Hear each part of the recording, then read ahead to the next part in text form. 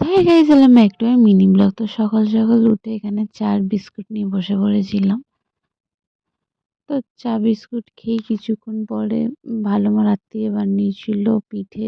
কালকে যেহেতু পৌষ পার্বণ ছিল, আমি রাত্রে খাইনি, তো আমি তারপর পিঠে খেয়ে নিয়েছিলাম।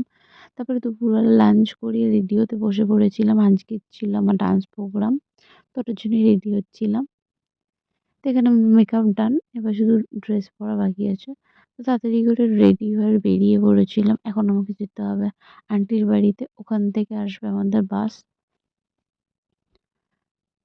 তো আমি টোটোতে উঠে পড়েছিলাম আর এখানে চলে এসেছিলাম আমরা হাফ জন, এখন অনেকজন বাকি ছিল।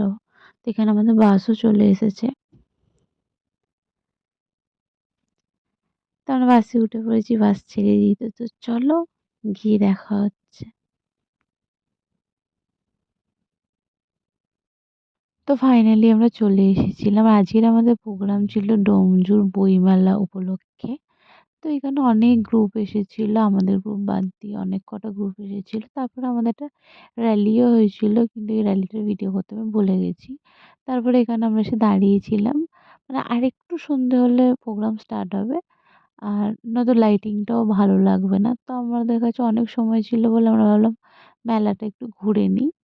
তো এখানে মেলাতে অনেক কিছুই সুন্দর সুন্দর হ্যান্ডমেড জুয়েলারি পাওয়া যাচ্ছিল।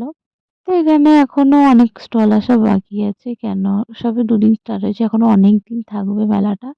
তারপরে এরপরেই ছিল আমাদের ডান্স। তো আমি একটু টেনশনে ছিলাম, তো ফাইনালি ভালোই হয়েছে।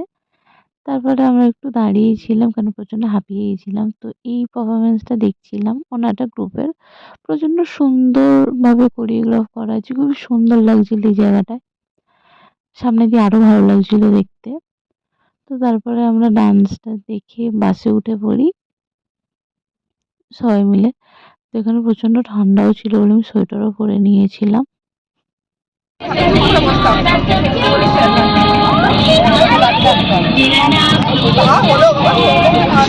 তো এখানে ওরা আগে চলে যাচ্ছে, তারপরে আমরাও নামবো। তো আমরাও নেমে গেছিলাম, এখন আমি বাড়ি যাচ্ছি। তো আজকের জন্য এতটাই, টাটা।